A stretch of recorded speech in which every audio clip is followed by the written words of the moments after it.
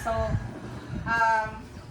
na-moderate because ang DOH is nagmando siya ng mag-conduct of MRCA. Meaning sa MRCA, measles, rubella, vaccine, and then supplementary immunization activity. So, ngano gi-conduct na siya tungod kay naay mag-outbreak na tipdas diri sa Davao Region. Duha na ka bata ang natipdas. So, unsay meaning anak kung ang isa ka bata is natipdas, makatakod na siya uban bata. So, pila yung matakdan? 16 ka bata. So, siya lang isa. So, maunang i-alarma ang Davao Region na mag-conduct jud og MRCA vaccine kay para dili makatakod ang katong nagpositive. Okay? Kay nana siya sa region, Davao Region. Kaya wala lang i-specify kung saan na barangay. Ano siya diri. So maunang, ang target sa DOH ron o sa LGU is matagaan ang tanan bata 100% sa MR. So kung for example, naman dyan uban mama na mo-refuse yun kay na sila'y pedya, na sila'y doktor, sariling doktor, tapos para sa iya kay dili na kailangan dili na ako kailangan ang mag-booster or mag-additional ana. So, right na inyo ma'am. Dili may makakuha na sa inyo ha, kung audio na inyong gusto. Pero, pag karong February na ay mo monitor sa inyo ha diri. Na ay taga DOH o LGU po na mag-monitor sa inyo ha. Randomly, pilion mo kung kinsa tong ilang interviewon. So for example, ikaw, wala ka nagpa-vaccine sa inyong anak. Ikaw ang napili nila. Interviewon ka nila, ngano wala ka ning sugot man. So ikaw ang magtubag sa imong side. Na ma'am, no need na, ina-ana-ana. So depende na siya. Aside ka mo ang pangutanon po me. Nag-aware ba mo sa parents? Di syempre kami sa among side, nag-aware din me. And then, kung if ever pod, aside ana, na pag-monitor, wala ka nagpabakuna, and then nagpositive mo anak, tendency, dili ninyo ma-blame. Kaya nga naman, nag-info naman niya sa inyo nga, kamo ang inyong sugot. Okay? So, tendency, naradyo na sa inyo ka as parents kung i-allow ninyo ang kuan. Unang kami, sa side na mo, encourage nyo na magpa-bakuna din mo. So, uban parents manggod na makadlo. Ma'am, dili na ko magpabakuna kay basi kung saan na yung ipapakuna sa kanina. Ma'am, dili mo dapat mahadlo kay ngano man yearly ni siya na ginabuhat. Sa karon ng god early lang siya January, it's because sato na ay outbreak. Then ikaduha, ang kaning measles ginahatag na ni siya katong pagbakuna sa inyong Okay anak. na daw ba wala ni kalintura? So dapat dili mo ma-worry anak. Kay gihatag na siya.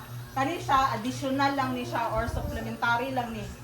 Kung sa kuan pa booster lang ni siya ang gihatag, additional. Kay para ma-boost jud ang immune sa bata.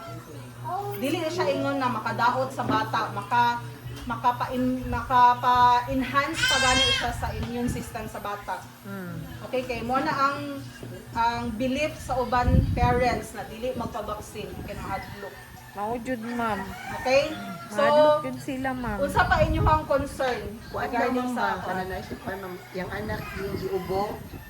Iubo si Pwede daw na, ma'am. sige ko, unsa ang mga consideration na pwede siya bakunahan? Una is dapat wala siya kalintura. Ubo sipon, okay ra na siya basta wala nag-inom og antibiotic.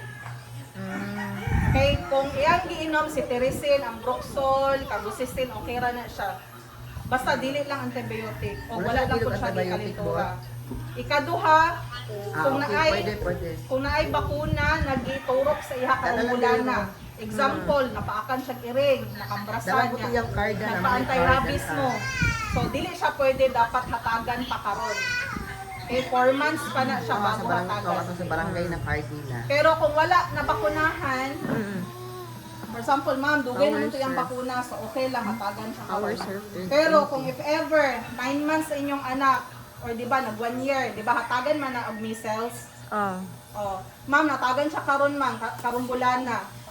So karon dili sa nato siya hatagan pero pagka February hatagan siya. Okay, kay 1 month man dapat ang alternate bago na po siya hatagan balik. At 4 years old na. Oh, then kung if ever laing vaccine, for example, pentavalent, pneumonia vaccine, okay ra na siya. Wala na siya kaso. Kung flu vaccine po ang gihatag sa iyaha, 1 month pa na bago siya hatagan og MR. Okay, so i-declare jud ninyo ha kung hatagan ba siya vaccine. Isa pa ba? Basta kung sa tanon ninyo, kung luya ang bata, nagkalintura ka na, dili lang sa nato siya pa kung ano, vaccine. Dili siya makalentura na sa naman ang vaccine. Actually, ang measles, dili siya makakalintura. Depende sa immune sa bata. Kung ang immune sa bata is baba, tendency magkalintura jud siya. Pero mostly, dili siya makakalintura. Ang effect niya, dili siya makakalintura. Rare lang jud na makakalintura siya. Okay, isa pa yung question. Kasi na pa may question.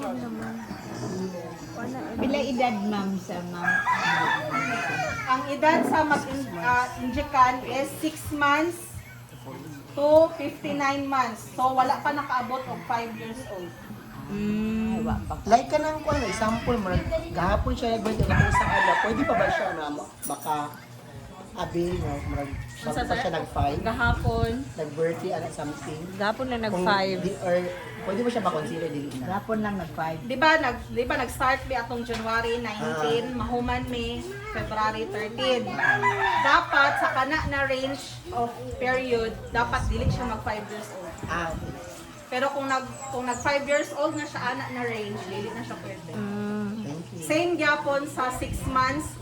Kung pasok siya anak na adlaw na nag 6 months siya, pwede na siya tagan ng MR. Okay. Okay, so unsa pa inyong question? Wala na, so wala pa din nabakunahan ang bag karon na bata. Ang mga bata wala na